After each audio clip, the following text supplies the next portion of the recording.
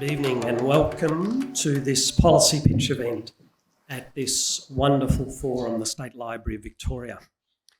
This evening's event is held on the homelands of the Woiwurrung people of the Kulin Nation, and I want to acknowledge them as the traditional owners and to pay my respects to their elders past, present and emerging, along with the elders of other communities who may be here with us tonight. Ladies and gentlemen, my name is Paul Austin. I'm the editor at the Grattan Institute, and I'm delighted to be joined on stage tonight by two, and soon to be three, energy experts. From my far right, Guy Dundas from Grattan Institute and Ross Edwards from EnergyAustralia. So we've got the industry analyst, that's Guy. We've got the market leader, that'll be Ross, and we're soon to have the market operator, Audrey, as well. So we're going to have a well-informed discussion this evening. I'll introduce the panel more formally and fulsomely soon, but first let me briefly outline the structure for this evening. Each of our panellists will give a brief presentation of perhaps about 10 minutes, which will leave about half an hour for questions from you, our audience members. We've already received a number of good questions that some of you have sent in when you registered for this event, and I'll be hoping to put at least some of them to the panel members, but we absolutely encourage live questions from the floor. So please be ready to put up your hands when that time arrives. Okay, so it's a big and it's an important topic, so let's get to it. Our first speaker tonight is the industry analyst, Guy Dundas. Guy is a colleague of mine at the Grattan Institute, where he is our energy fellow. Guy's previously worked for, among others, the Productivity Commission, the Climate Change Authority, and a range of government departments. And he is, most relevant to tonight, a co-author of Grattan's new report, released last night and called Power Play: How Governments Can Better Direct Australia's Electricity Market. You may have seen the report on the front page of the Financial Review. You may have heard about it on AM this morning. You might have read Guy's article in The Conversation. Indeed, you may have seen it trending on Twitter this afternoon. It's been, perhaps among one or two other things, the talk of the town. Ladies and gentlemen, please welcome Guy Dundas.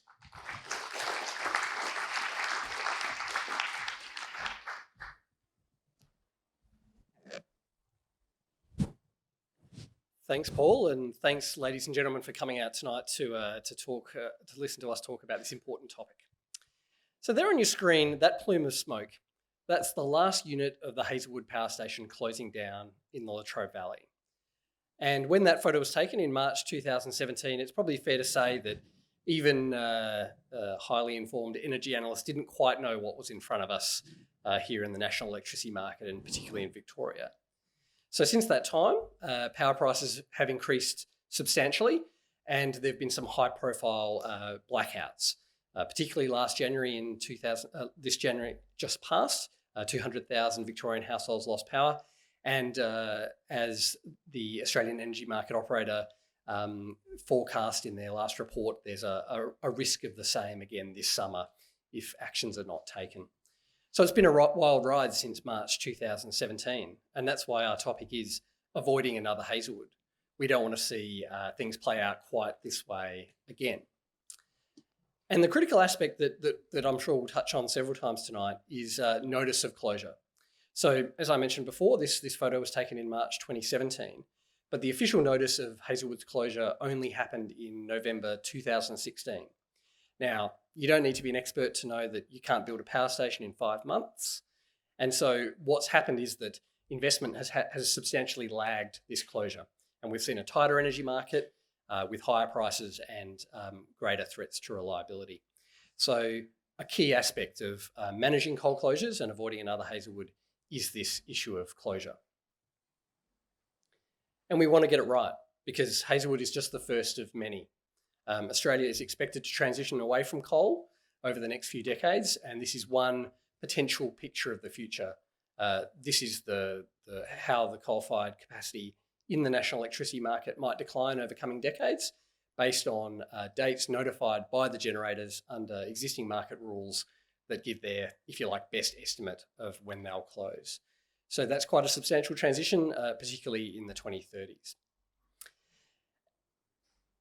And because we are here in Victoria, I particularly want to use the closure of the Yallourn power station in the Latrobe Valley as a case study to motivate some discussion tonight, not least because we have the pleasure of Ross Edwards on the panel tonight, who works for EnergyAustralia, the owner of the Yallourn power station.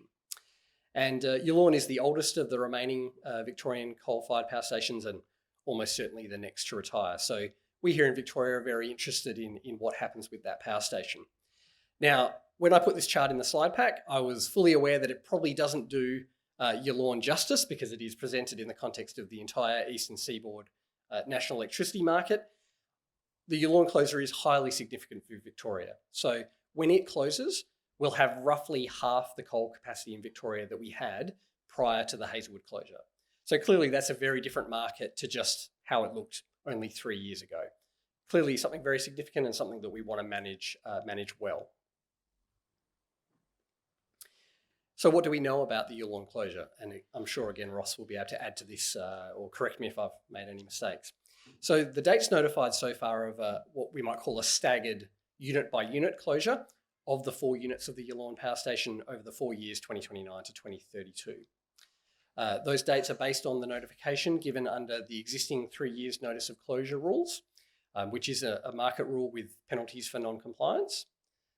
In addition to that, EnergyAustralia has made a commitment to give 5 years notice to the Victorian government under their coal deed. So when their coal mining licence was extended, they made this commitment. And there was some speculation about the future of this power station earlier in the year.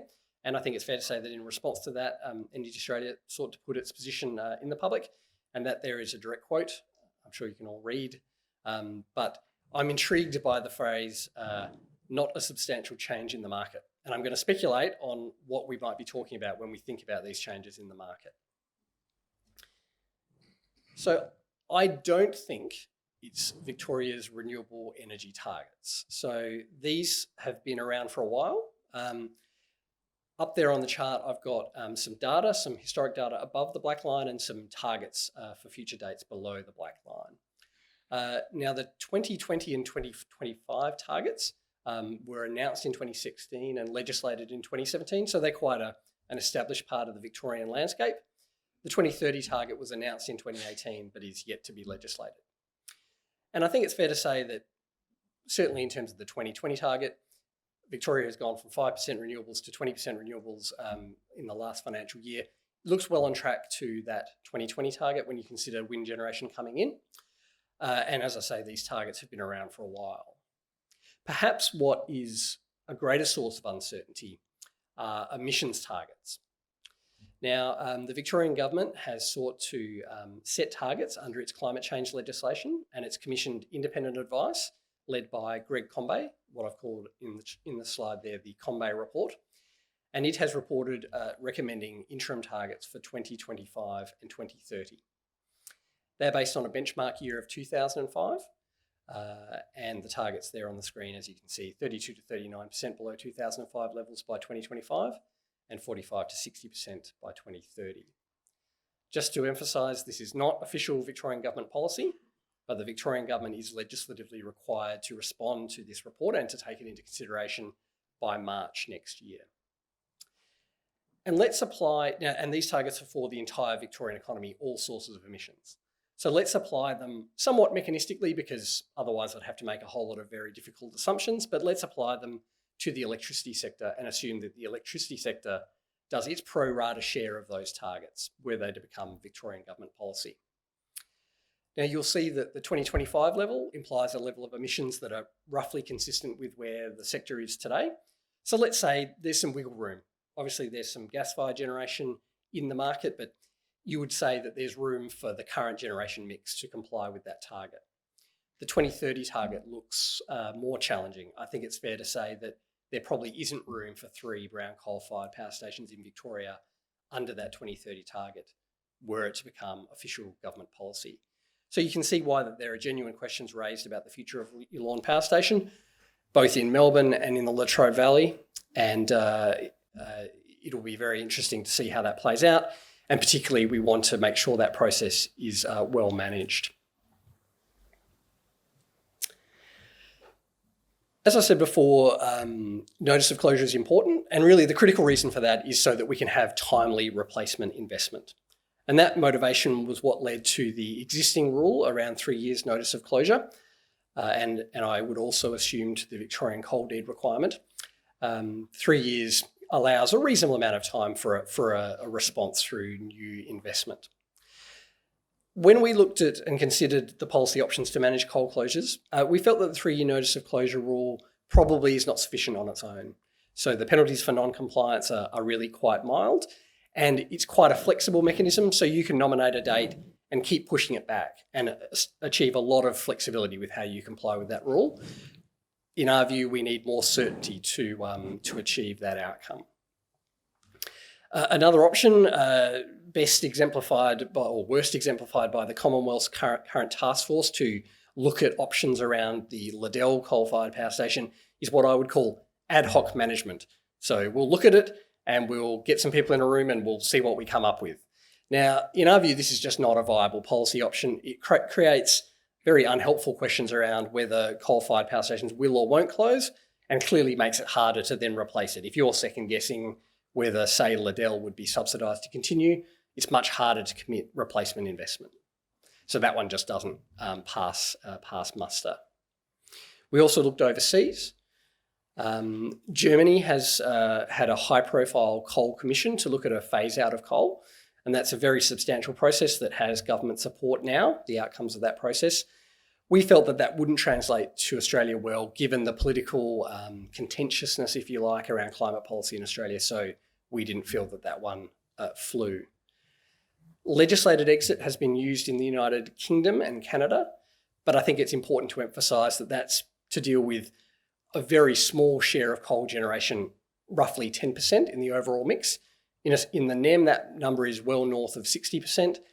And so we think that different and more flexible policies are needed than a simple legislated exit date for coal. And a final option, also drawn from overseas, is what's called reliability must-run policies. These are used in some United States power markets. Now, that's essentially where the market operator, so in our case, Audrey, would identify that if a plant were to close for economic reasons, that would create a reliability problem, and effectively negotiate with that plant to continue operating with assistance from the market operator to keep that going. We had a couple of concerns with that. So it's hard to determine whether a plant is economic or not. And so clearly plants are going to put their hand up and seek money if they have the opportunity. A second concern is that it doesn't deal with the real risk of a technical failure of a plant. Clearly you're not going to be able to pay enough to get a plant that's had a major technical failure back online. So it's not going to deal with that technical failure problem. And having worked through those options, we proposed a fairly novel coal closure model in our power play report that Paul mentioned that we released last night. And I'll use the Yallourn as an example of how that might work. I want to emphasise that this policy was crafted for all coal closures across the NEM, and it's not about Yallourn specifically, but it's interesting to see how it might work in that case study. So let's talk about it generally first. Our concept is that generators would put funds into escrow to provide security against their orderly closure. They would only get those funds returned if they closed within the window that they had nominated for closure, with some limited exemptions, which I'll talk about later. Now, importantly, the generators would nominate their own closure windows to retain a degree of flexibility in the policy, and flexibility would also be achieved by allowing younger generators, so for example, the Loy Yang generators in Victoria, to nominate a longer window, where older generators, such as Yallourn, would be required to nominate a shorter window, and each generator would tighten their windows over time.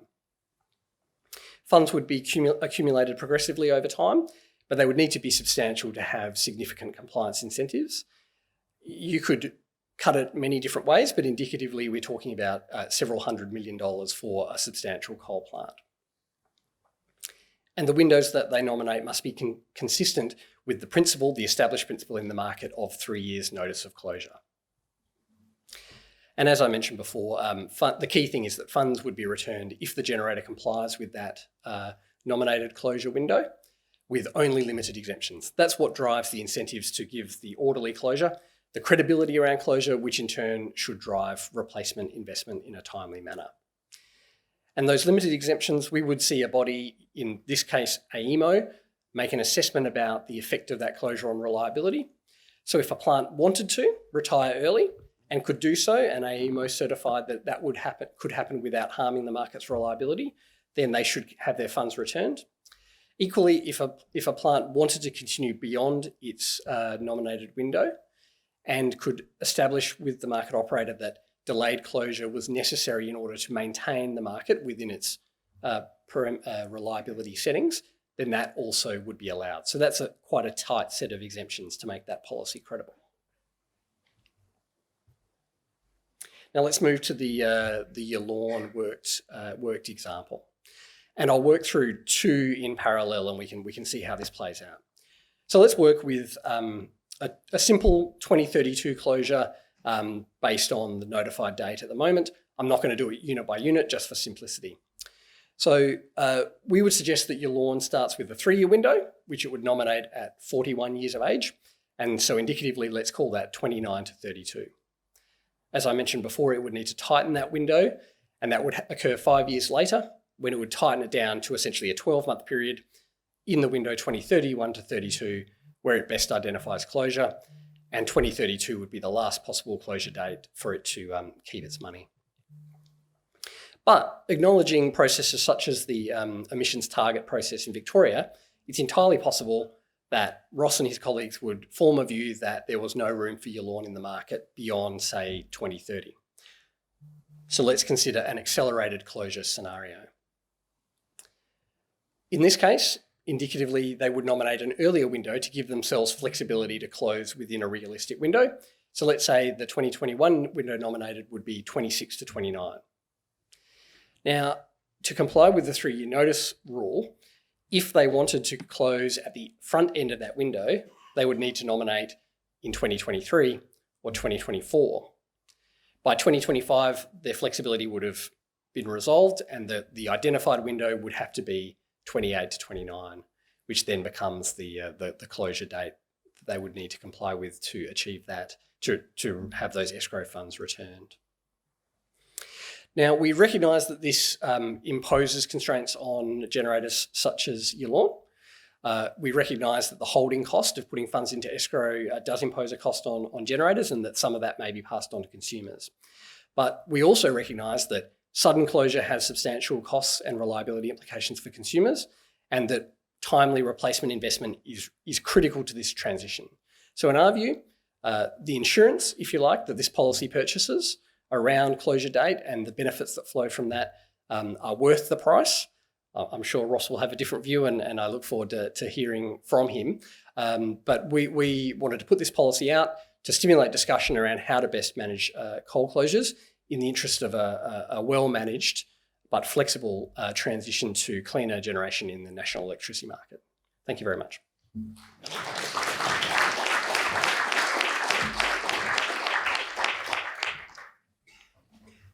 Thanks very much, Guy. That's a terrific overview, and you've raised a few ideas that I'm sure one or two of our panel members might have a view on as well. So thank you very much. Ladies and gentlemen, I'm delighted to say that our second speaker tonight is Audrey Zimmelman. Audrey, as many of you will know, is the Managing Director and Chief Executive Officer of the Australian Energy Market Operator, AEMO, the body that manages the market. Audrey has vast experience in the public, private and not-for-profit energy and electricity sectors, particularly in the United States, most recently having held the positions of Commissioner and Chair of the New York State Public Service Commission, where she led the design and implementation of extensive regulatory and retail market changes to modernise and transform New York State's electricity industry. Audrey is a recognised national and international expert in energy policy, markets and smart grid innovation. Now she's at the very heart of energy policy in Australia, and we're delighted to have her with us tonight. Ladies and gentlemen, please welcome Audrey Zimmelman.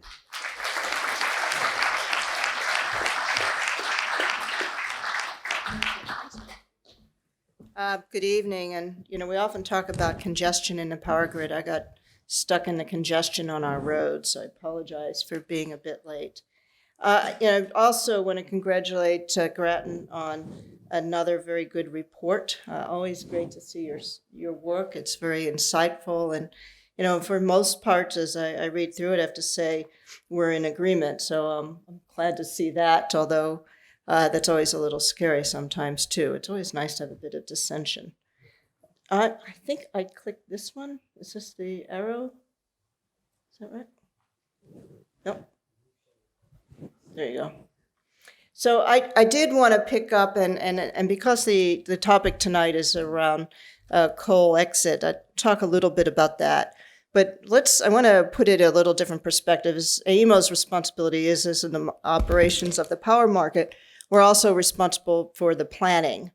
And we have every 2 years, we develop what we call our integrated system plan, and it's truly a system plan. We're not just looking at the networks, but we're also out looking at generation. We're also looking at distributed energy resources, and we're really trying to forecast based on engineering requirements and cost, what is the likely type of investment that's going to be happening on the power system, and how can we be prepared for it? And without question, we're seeing the most significant change that we've ever seen in the power system across Australia. And I won't go into it, but I'll say that Australia is leading the world in many directions, particularly in the area of the increase of rooftop solar.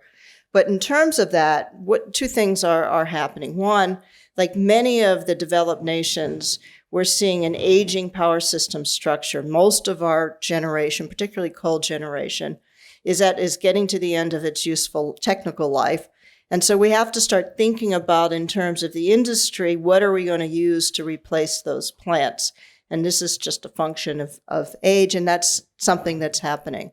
The other thing that's happening is that because actually as users of energy, we become more and more efficient, and also because of the increase in distributed energy resources, and also because really our economy has changed away from mass manufacturing, we're actually seeing for the first time in this industry that while we can have economic growth, we don't necessarily associate economic growth with electric usage growth.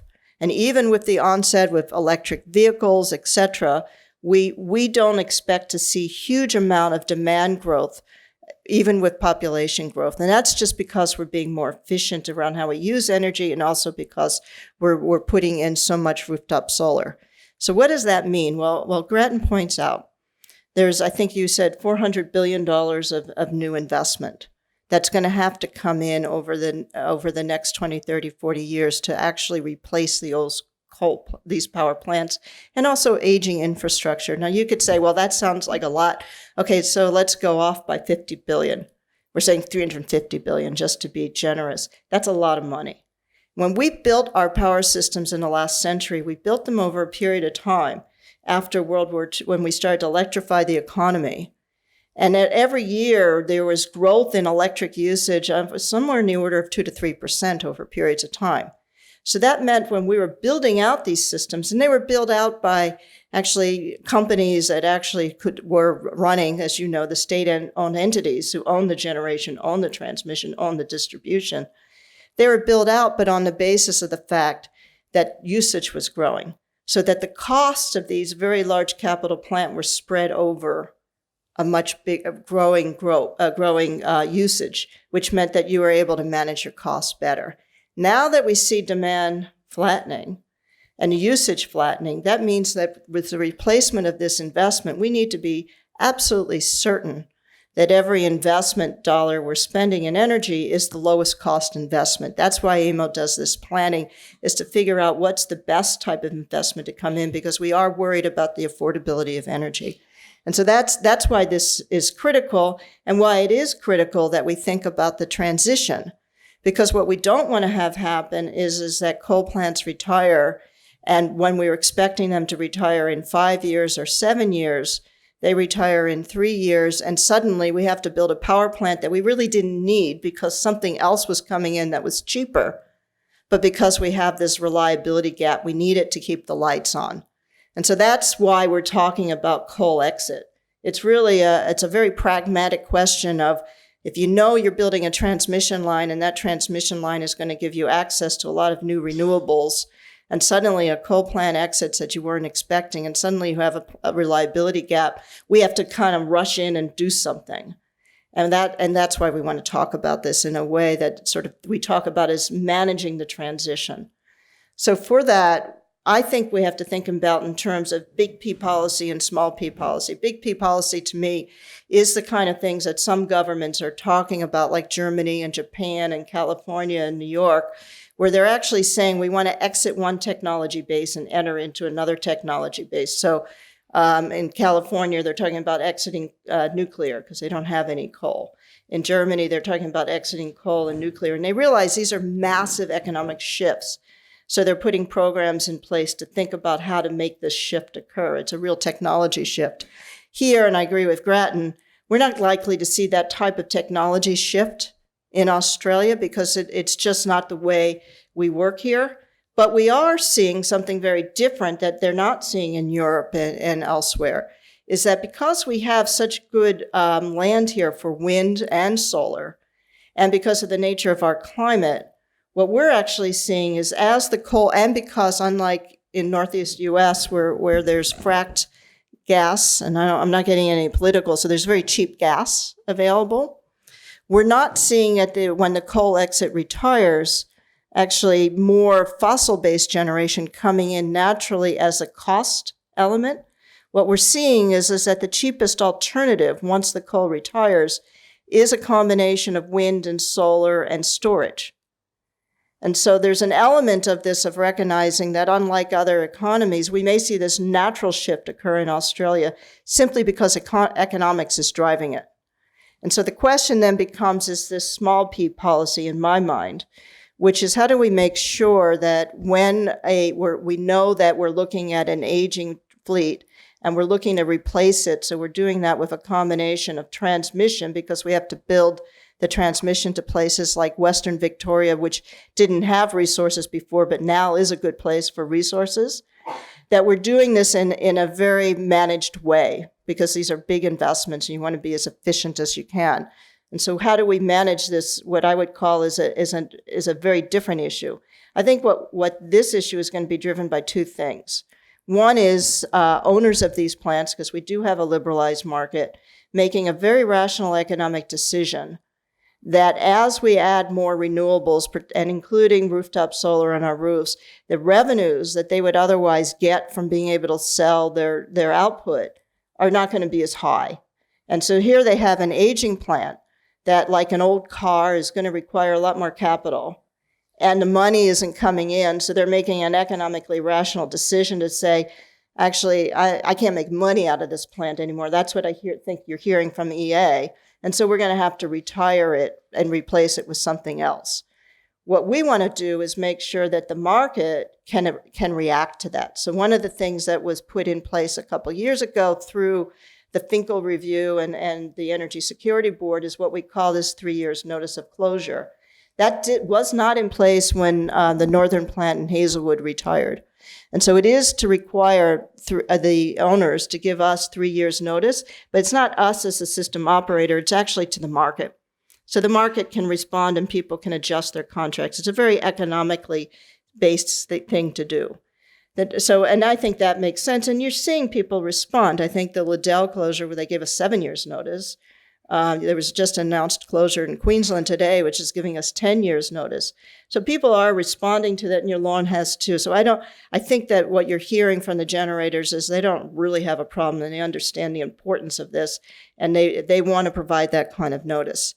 The next question is that, well, what do you do if that creates a problem? Well, if it's a long enough notice, we should be able to respond to it because we should have the plans in place. But if there isn't, and there is truly what we call a reliability gap, where we actually need the energy to be able to make sure we have enough energy to keep the lights on all year long, is there another mechanism? And that's sort of what I think we're talking about today, is what I call the small P policy. So there's two pieces that I think that have to be addressed. One is we have to get the markets right. So the issue that we're grappling with in the industry is that we recognize that the cheapest resources today are wind and solar, and some of the easiest. But the problem is we need something to complement that. We have to have resources that, from an AEMO's perspective, we can turn up and turn down based on what's happening on the system. We have to be fully dispatchable. To run a power system, the output end of generation has to meet the needs of the demand on an instantaneous basis. And so we need this combination of storage and hydro and resources that can respond when we say we need you to increase or decrease your output. And that's the kind of resources that aren't coming in. And that is really a market design issue that we're starting to grapple with in the market, is how do we pay people for flexibility? Because the market isn't paying for it, and therefore people aren't getting the investment signal. So that's something we have to work on. That's a market entry issue. On the exit issue, on coal retirement, I think the issue there is we don't want to necessarily pay coal plants to retire if we don't need them for reliability, because then we're paying for something we don't really need. And so the question is, what's the right mechanism for that? My concern with the escrow, because we are so sensitive about cost, is that if I were a generator and I were looking at this and someone said you need to put up some escrow because you're taking on more risk in the sense that your system something may crash and you may like to retire early and it may be a reliability issue, I would actually try to make sure that risk is absorbed in my price for electricity, because that's a new risk to me. And therefore, they would raise their prices to be able to do that. So we might be potentially paying for this escrow and never really need it. And it really seems to me an unnecessary expense to put on consumers. That's why I am in favor of what we call the reliability must run. So I used to run, obviously, two markets in the U.S. that had these kind of mechanisms. They're in most U.S. markets. In fact, I'm not aware of any that doesn't have some mechanism like this, and they're actually mostly in most of the European markets too. I know England and Ireland have them too, but this is how, to me, a much better way of working. So we get a notice from a generator. In the U.S., it's notices anywhere from 90 days to actually just a year and a half that they're going to retire. What we would do as AEMO is we would initially do a study and say, is that going to create a problem in the system, a reliability problem? It's going to, that we can't run the system. If not, we would say, thank you very much for your service. And, they're going to go ahead and retire. That's great, and no money exchanged. If there is, the mechanism says, well, what they have to do is we would take a look at that. And the first thing we would find is there a way to solve that problem at a lower cost? Now, the cost issue here, the way it works in the U.S., and I saw Grattan was concerned about this, is actually what happens is that the generator has to open up their books. And then the regulator in the U.S., I did this when I was a regulator in New York, and we did this when I was running another power system. Actually, they go through and they see their fuel costs, they see their operating costs, they essentially re-regulate them. And they're only allowed to recover what we call their cost of doing business on a going forward basis. And what we say is that if that cost is the least cost way of managing the system, there's no other cheaper alternative, we'll pay you those costs to continue to run until we get the substitute. And that may take 6 months, it may take a year. But what you're doing is you're just essentially saying, I need a bridge loan to get me to the next part. I'll pay you. And usually you only run that plant when you really need it for reliability, because generally with these plants, it's not that you're running them every day. You may just run them a few hours in the summer, and you're just paying them their cost to be available during that period of time. And then as soon as you can find that substitute that's cheaper, or the market just brings it in, which usually is what happens, you let the plant retire.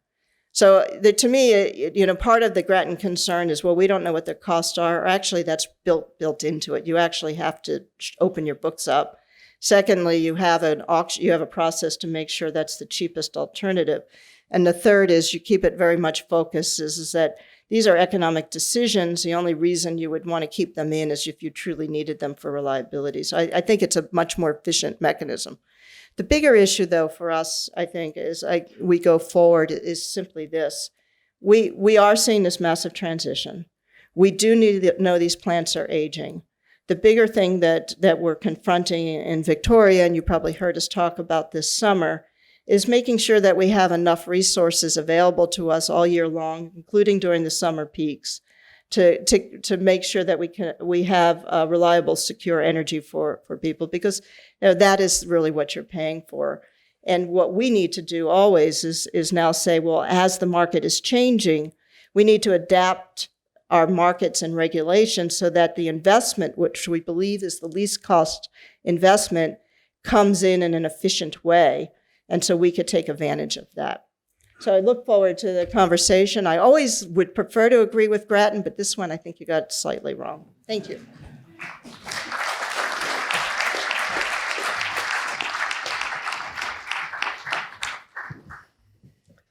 Thanks, Audrey. That's okay. That's okay.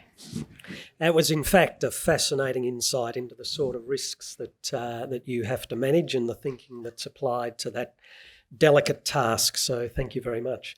I'll come to questions soon, but now to our third speaker, Ross Edwards. Ross is the markets executive at one of the big three energy firms, EnergyAustralia. Ross's team trades electricity, gas, coal, there's all sorts of things, renewables, to provide competitively priced energy for the company's customers and to optimise the value of EnergyAustralia's portfolio of energy assets. He's worked at EnergyAustralia for more than 16 years in roles covering strategy, business development, wholesale market operations and trading. He's held board positions on a range of renewable development companies and is currently on the board of the Australian Financial Markets Association. He knows the energy industry like few others, and it's our pleasure to have him on our panel tonight. Ladies and gentlemen, please welcome Ross Edwards.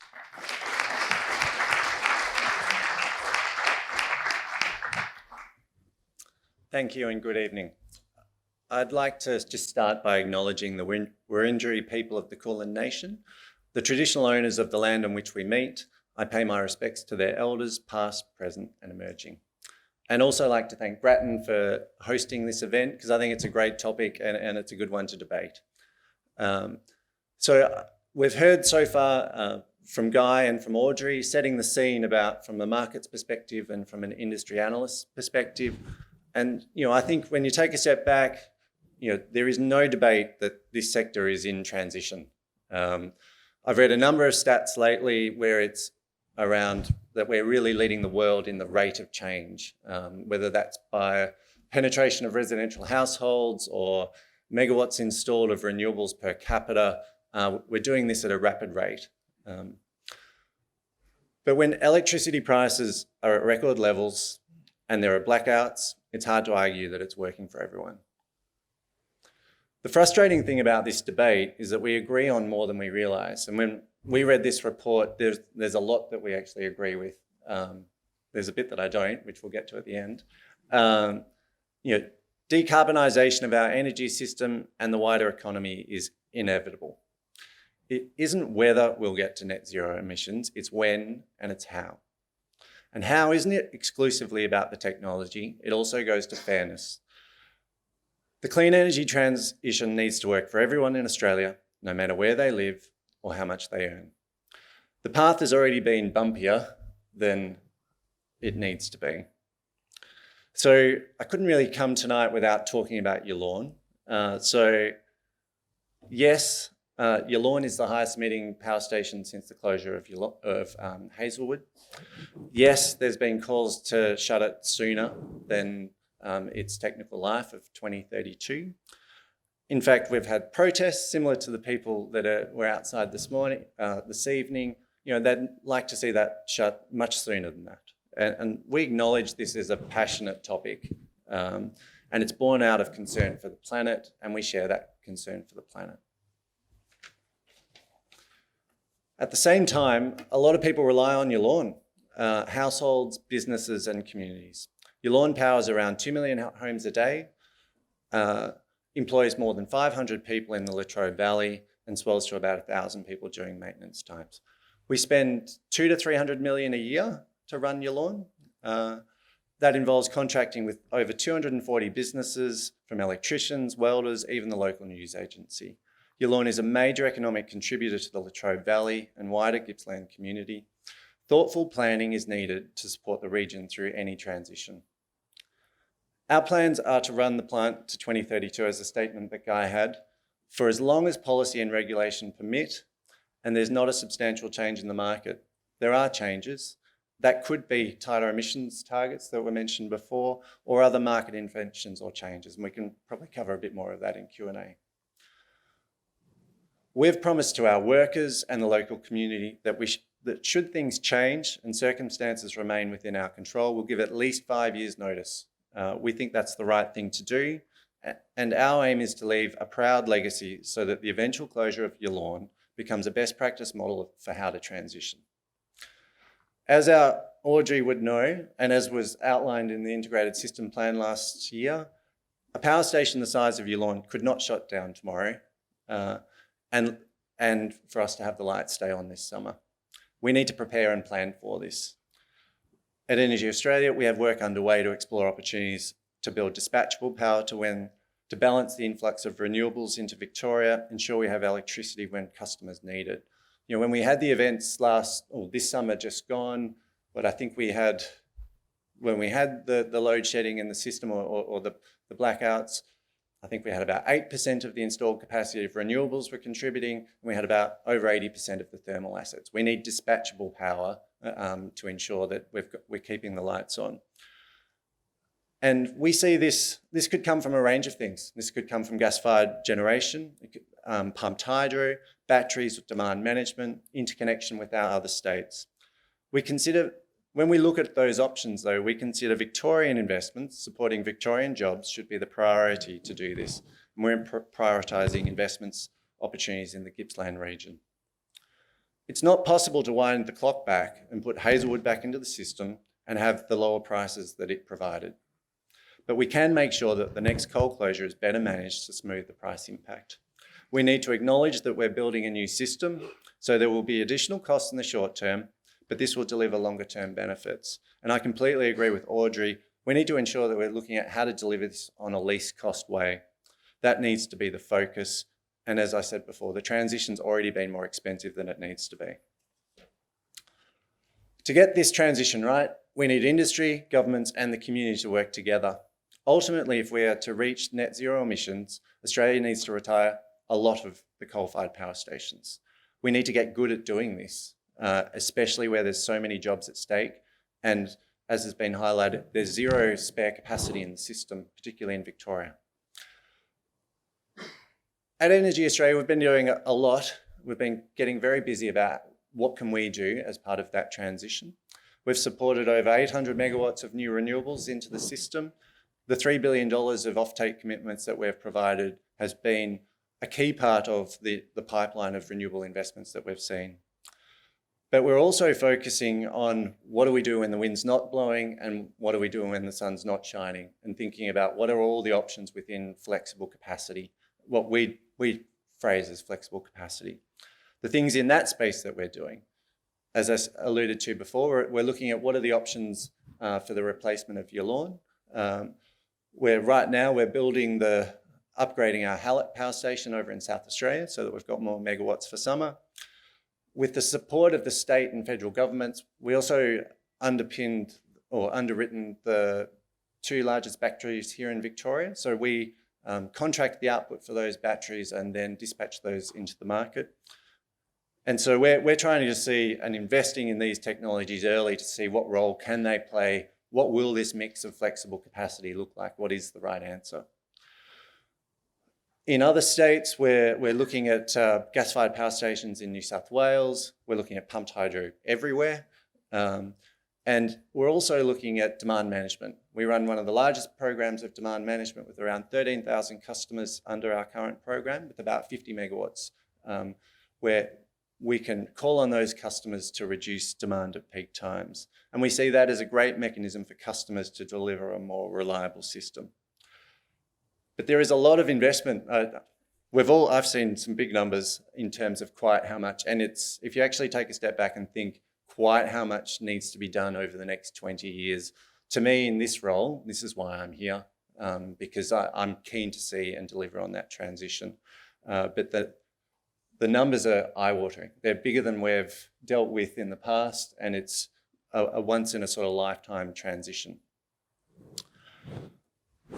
So probably to the point that I disagreed with, which was really the cold closure mechanism. I thought I'd just, we operate as an owner of some of these assets today. We have taken decisions to close coal assets in the past, and we operate as an investor in markets right now. And so I thought I might just share what are some of the things we think about in terms of investments, and how does this mechanism deal with it. The first thing we're looking for is there an identifiable need for the asset in the market, and will that be around long enough for us to make an economic return? That's not an easy space when you're seeing things changing, taking view on demand and how things will change in the system, and also what others are doing. What's happening with the cost curves of technologies? One of the things I'm finding tricky to get my head around is when is the best time to invest in something that gets cheaper every year? When we're the off-taker or underpinning it, we commit to those costs for 10 to 15 years. But if the wind is cheaper next year, sometimes in hindsight, we'd all say, we should do that next year. But someone needs to make those investments. And the same, when we look at the battery cost curve technology, that's a very similar dilemma of now or later. And I think this goes a bit to Audrey's point about what's the timing, what's the right timing for some of these points for transition. Is there a risk that government intervention is going to lower the value of my investment over the life of the project? We've written off over $1 billion this year as a result of the price re-regulation here in Victoria. In Victoria and across the country. They're all factors that go to our ability to invest in this state and in this country. And lastly, it's what action by other market participants could impact my investment. And out of all of these considerations, I must say, assessing the risk of whether a competitor is going to follow through with their closure commitment is very low on the list. It's not something, when we actually support AGL's notice period of providing 7 years notice, we think that's the right thing to do for the market. And really the question for us is, what are the Liddell Task Force going to come up with? Not necessarily, was AGL true to its commitment? And therefore, putting aside $300-400 million, that's of balance sheet capacity that we could otherwise be investing in the transition to the future. We think that would be a better use of money than having it in these escrow accounts. I encourage you to read the whole report for those that haven't or seen the various Twitters or articles that have been out so far. There's a lot of lessons of where we've gone wrong in the energy market. The sector's been reviewed from end to end recently, sometimes twice. The most prominent being the Finkel review in 2017, the ACCC review last year. Between them, they produced 106 recommendations, a blueprint, if you like. We support getting on with those recommendations, and then we can see if there's anything else that we need to do.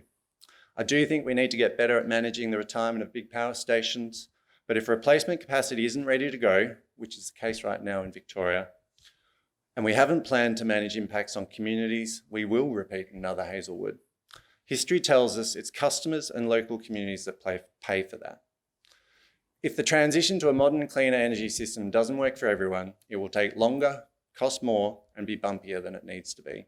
It's only by working together and building on what we already agree on that we can make it a smooth transition. Thank you.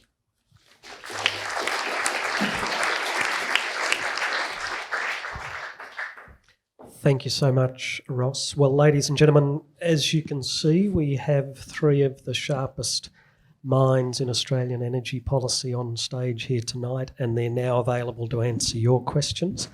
But before I throw over to you, I just want to ask one general question, perhaps to each of you, before we perhaps get into some of the specifics. And I might start with you, Audrey. Ross is talking about we're all talking about a once-in-a-generation transition. My question is, are you confident that we're going to pull this off? You know, I'm confident we don't have any choice. So the difference between this transition and any other transition that we've seen in energy is it's actually starting with the customers. Customers, end users, you, are taking a wholly different role around energy in terms of you're not leaving the decision as to what you want to consume for energy to large utilities or anonymous companies. You're making the decisions yourself by making decisions around putting on rooftop solar and choosing suppliers. So I would say, you know, probably what Ross would say, if he wants to stay in business for the next 20 years, he needs to meet the needs of the consumers, and the consumers are saying, what do they want? So that's why we have to do it. The other piece I think is really critical is the technology is changing so quickly. So one of the things AEMO is very much focused on is how do we manage a power system that's going from large central station power plants that provide a lot of services to a system that's much more distributed and much more digitalized. So it's a very complex issue. But the fact of the matter is, as you know, as a society, we have no choice but to make this change. It would be almost, you know, to my mind, and I've been criticized for it, is for people saying, oh, I don't really want the internet to happen, so I'm going to stop it. I'm a telephone company, and I'm going to stop that. That would be sort of silly. It's going to happen, and our job is to make it happen as well as we can. Guy, it's going to happen, but are we going to pull it off well?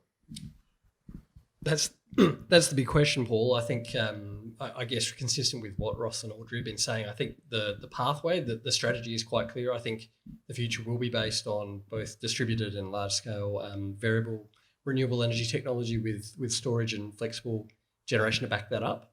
And but there's a lot of technical issues that arise while we're making that transition. Now, if we're spending time arguing about the broad direction and arguing about the politics, then that clearly will make it harder. But I think the direction of travel is so clear that we will pull it off. It will be bumpier than it needs to be, but we will pull it off.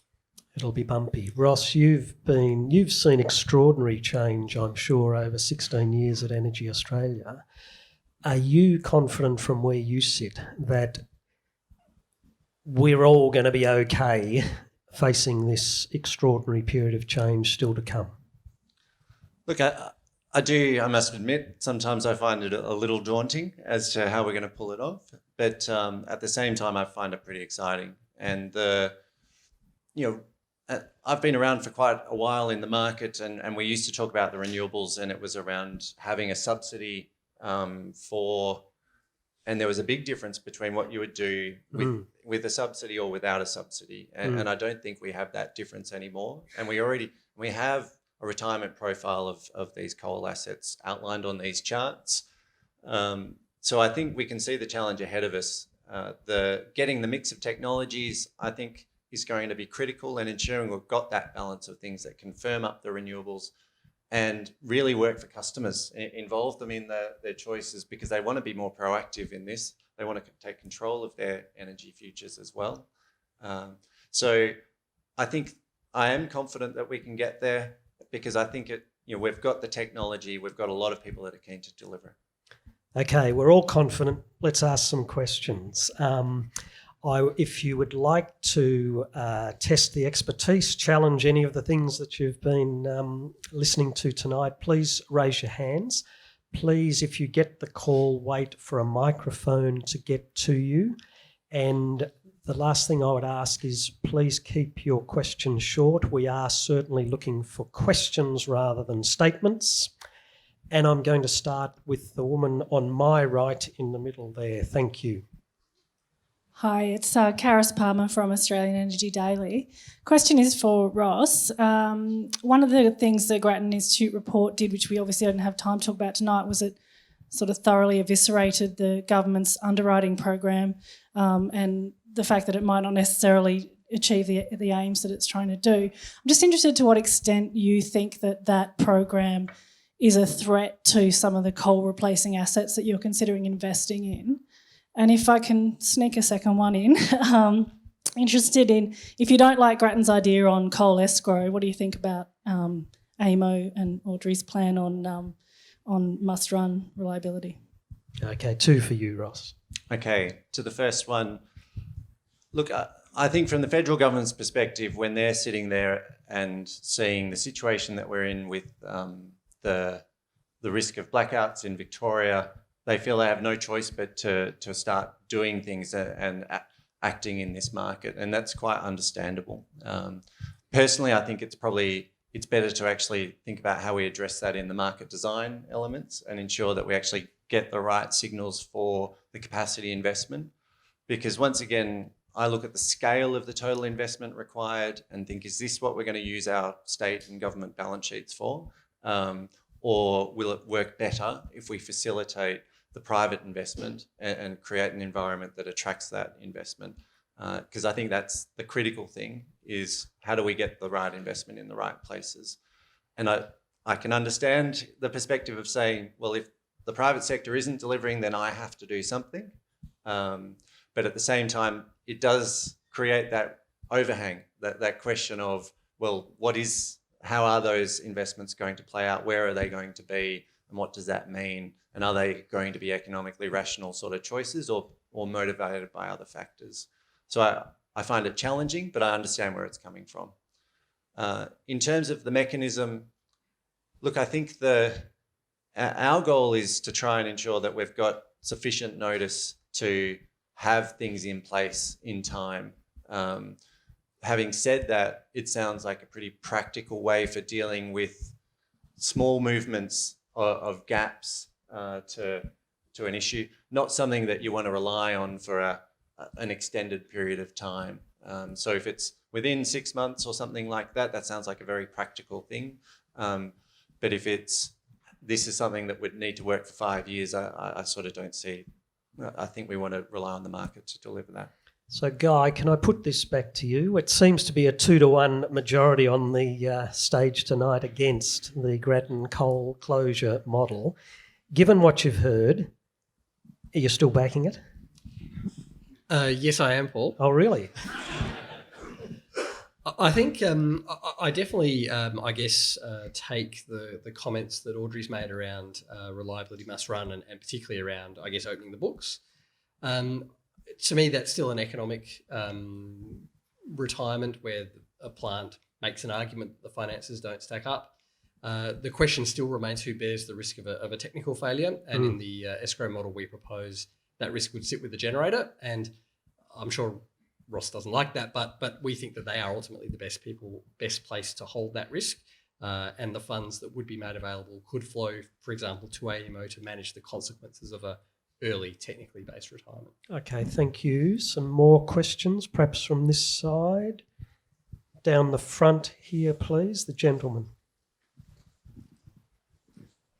Hi, a question for you, Ross. The conversation's drifted a little bit towards the overall transition process that everyone has been talking about. And Audrey's mentioned the sense that the community is looking, and I think you have as well, Ross, to achieve that transition as fast as possible whilst keeping the lights on. But I feel as though a very important part of that is also keeping the cost down. I think the community is very conscious of this, and particularly driving out businesses that are sensitive to the energy cost and sending them overseas. Would you like to give us a view about what this transition is ultimately going to cost consumers? Because if we did have the renewables contributing only 8% in January, when we had that tough day, the other 92% has to come from somewhere. Now, a little bit of it was snowy, but there's a lot to be built of that responsive power that you were talking about. Someone's got to pay for it. How is that going to feed, and the grid to support it, how's that going to feed into the ultimate cost of power? And is Angus Taylor right in saying power prices are coming down, it's all going to be fine, or is it looking a bit tougher than that? It all gets back to money, doesn't it, Ross? Talk to us about the costs. So I think when we're talking about the scale of investment that we have ahead, I think it's really important to talk about all of the costs in delivering a reliable system. And so that's not just how much the renewable element costs or the firming or the transmission. It's what's the best arrangement for all of that together. In terms of the cost levels,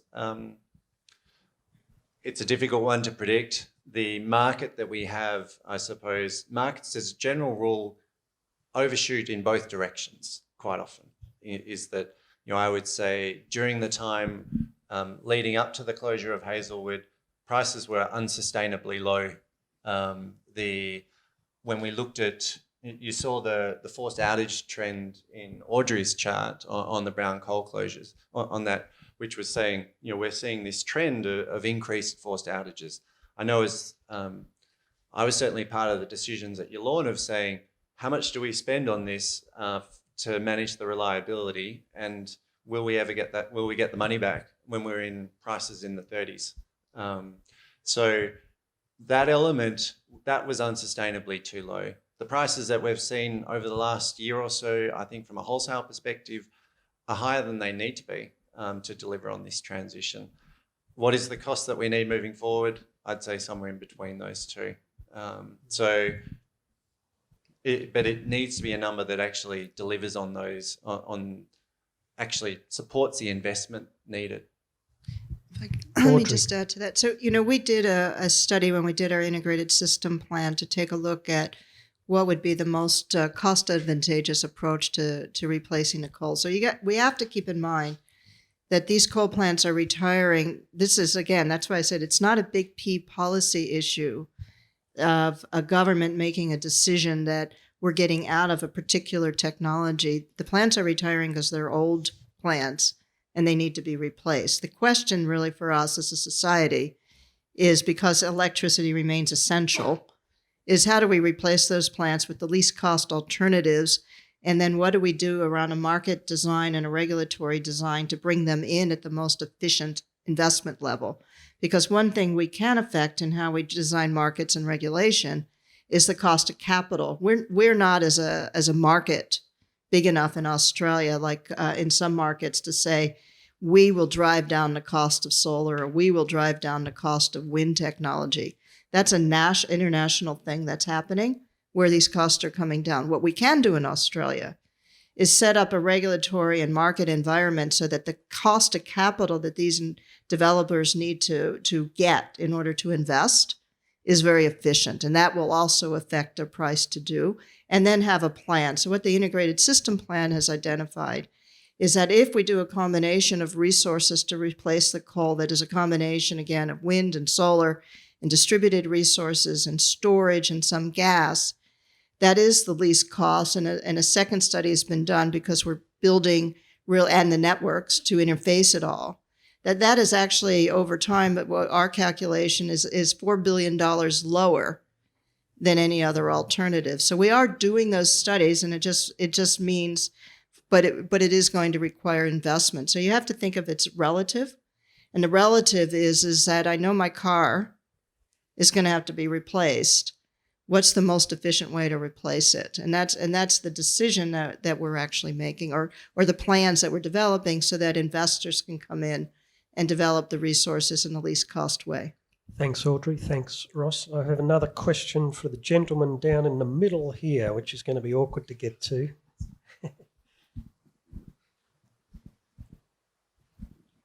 Thank you. Good evening. A question related to the short-term reliability in peak periods coming summer. Obviously, if the one or two generators have major problems and maintenance issues, suddenly we have blackouts and huge social costs, and obviously much lower private costs for the major utilities because they'll get higher prices on the balance of their power. So I come back to a question of whether there's some sort of checks and balances that might be possible where the utilities that do provide reliable power get a very small premium on a daily basis, but extraordinary penalties when maintenance falls, so that you internalise the externality, as a good Treasury officer would suggest. Indeed. Audrey, can I start with you on that one, and then I will get to you, Ross? So first, let's talk about what we want to achieve, right? And the fact of the matter is that as an industry, we want to make certain that we have sufficient resources available during all hours of the year, including the peak hours. One of the things that we see in Australia is, of course, is that over the last 2 decades, the high temperatures have continued. When we talk about the peaks, so we're talking about relative numbers of increases in temperature, but actually the amount of high temperatures we're receiving is happening much more often, and it's a really, if you look at the Bureau of Meteorology website, it's startling to actually see what's going on. What we're worried about is making sure that if in fact in any given summer, like we had last summer, we have very hot days, that we have enough resources. Now those resources can be both by consumers who are able to voluntarily reduce their demand. Commercial customers have done that for a long time, but as we think about smart devices and the rooftop solar combined with storage, there's a lot we can do on that front. The other piece is then to make sure it's there. So we have proposed actually that we feel that the reliability levels have to be at a level to make sure that it is there during the hot summers. The mechanism to get it there can be several mechanisms. One could be an emergency type, a reserve type mechanism that everybody shares in. The others could be, on individual retailers. We just need to sort that out. But I don't think there's any disagreement anymore that, when we are thinking about electricity, we absolutely have to make sure that the level of supply, and we recognize things can happen. Very unusual things can happen and the supply can go off. But generally, we should be planning to have enough resources to be available. We call it 9 out of 10 summers, meaning that for the most part, even on a hot summer, we have enough available. And Ross, I sensed that you might want to say something in answer to that question. Sure. Just for context in terms of for major generators and the design of our market, what the majority of generators do is forward sell their output to help manage their cash flows. And so what happens on those hot days is that if your power station isn't running, you've already sold that power for, say, $100, and you now need to go and buy it back from the market at $14,700. So we tend to bear very significant exposures and have a lot of incentive to have our plants on when they're required.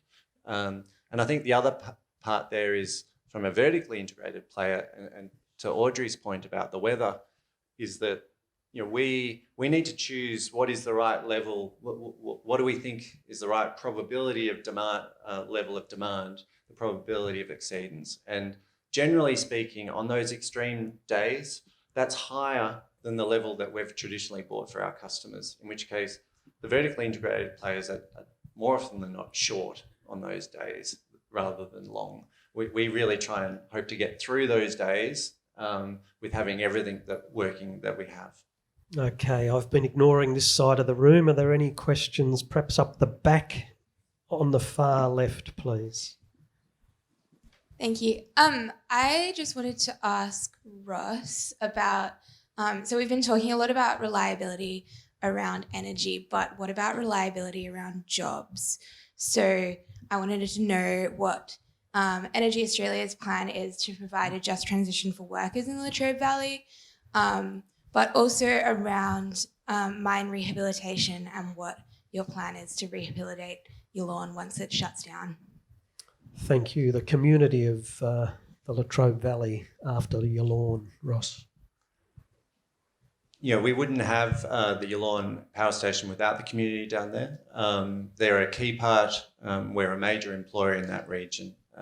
We see that as a critical role for us in terms of ensuring that we do deliver on a just transition and that we do work with our employees to help find them opportunities. I think we are trying to prioritise replacement capacity in the valley or in the region to see, because we think that's a key part of the solution. The reality with that, though, is that there will be less jobs in the technologies that we're developing, the gas-fired technologies, than there are in the current coal-fired assets. And I think that's something we need to face into in the region and think about how we're transitioning that region now in terms of having a vision for what the future of the valley is. There is a number of assets there on that chart that play a key role today, but we need that plan in place with the community to deliver on that. In terms of our rehabilitation, that is something, it's our key obligation that we need to deliver on. There are elements to that. We see that as being a significant activity. We're doing that sort of work at the moment up in New South Wales, and we're also closely watching Engie in terms of how they're tackling that so that we can learn from the work that they're doing. I want to squeeze in one or two more questions. The woman to my right. Thank you. Thanks. Question for Guy, coming back to the policy proposal that you've put forward in the paper, and apologies if this is covered in your paper, I haven't read it yet, but it relates to what happens if policy ratchets. So if we come back to the architecture established by the Paris Agreement for emissions reductions, there is a intention that countries and jurisdictions will ratchet up their emission reduction objectives over time. And so there is this expectation that the ambition of policy and the ambition of emission reductions will get more stringent over time, and that necessarily will flow through to the policy settings. And so if you've got a policy proposal that penalises companies for accelerating closure against a backdrop of an expectation that we will have to accelerate closure, especially relative to current plans, if we are to meet the objectives of climate action, then how does that interact with the proposal you've put forward? Guy, are we sort of trying to push back the tide of inevitable movement here? Thanks for your question, Kath. Look, we tried to achieve a balance between flexibility and certainty in the policy, and there's a trade-off there. You can't have more of one without less of the other, and certainly recognise that concern. So we've built in a couple of sort of safety valves that I think deal with some of your concerns.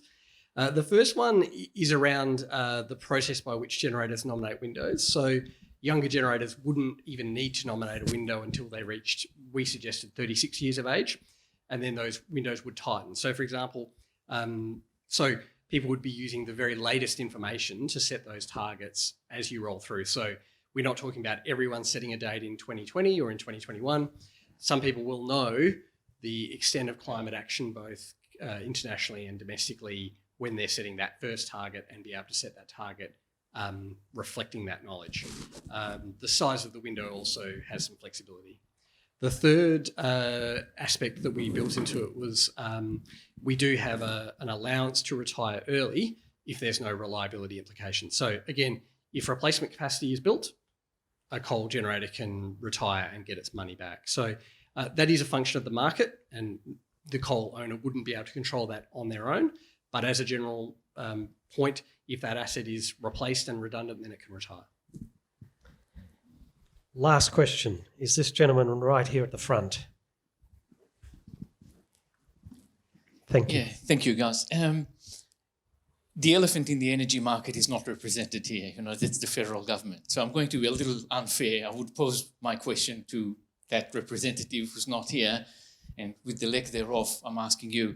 What we're seeing as a public are these sort of weird forces coming from them. We're looking at hydro to massive sort of picking the technology. Now we're seeing the inquiry on the nuclear. And when we look at the analytics behind it, it doesn't make any sense whether it's the levelized cost of energy or the timeline or the cost of insurance. And yet, we see this thing rising with all. Now you guys, each one of you, whether it's policy, whether it's business, whether it's the reliability of the market, is a particle moving in a force field, which that elephant is causing. How do you move in it? What do we understand? And I want to ask you, try and explain to me what those forces are behind, those decisions that don't seem to make sense to me. Well, I think that's a terrific question, and I'm going to put it briefly to each of you, and I'm going to ask it in an unfair way of you first, Audrey. Is the federal government a problem here? So, I'm looking at it in a totally different way, because obviously we work very closely with all of the states and the federal government. But to me, what's happening in the industry is that there is an increasing recognition of the need to actually get things done. So there are lots of policy discussions going on, but at a very pragmatic level, what we're working on, and I feel quite optimistic actually with the formation of the Energy Security Board. So it has AEMO and the Australian Energy Market Commission and the regulator all in a room with 2 independent chairs. We're working through the issues, and so what we're looking at in the discussions we're having with the governments is this: let's focus on the critical few. We need to address the issue of having adequate resources. We need to have markets that actually then pay for flexibility and firming and make sure that the right resources are coming in. We need to make sure that we have what we call the integrated system plan, and that it's actionable, and we know which we're headed as an industry, including building out renewable energy zones. We need to make sure that we have the right information out in the market so that people can make good decisions. And we need to deal with this, what I would call this fall-safe of a closure policy to make sure we can manage the transition effectively. And lastly, but not leastly, we need to focus on the integration of distributed energy resources and energy efficiency. Because the best thing we can do is around that from both a cost perspective and certainly achieving what we need to do. And if we just stay focused, these shouldn't be emotional issues. We'll get there. And in my conversations with all governments, including the federal government, they all very much are sympathetic to that, and they recognize we need to be much more action-oriented, and that it's right there. So I'm actually quite optimistic that despite all the challenges we have actually people who really want to get stuff done, and they recognize that, the importance. We can't, like I said in the beginning, we can't afford not to do the right thing, because the entire economy depends on how well we run the power system and the gas system as well. Ross, is that right? The sort of practicalities trump the politics in the energy sector these days? Look, I mean, the ministers they're voted in on behalf of voters, and they're acting in what they think is the best interests of their consumers and their parties. So we've got to acknowledge that. We might have a view on where we want to go and how we want to deliver that. But they're playing a key role, and there are different interactions at different levels, and it's quite different in different states and different regions. But I would agree with Audrey that the acknowledging how much we need to get done.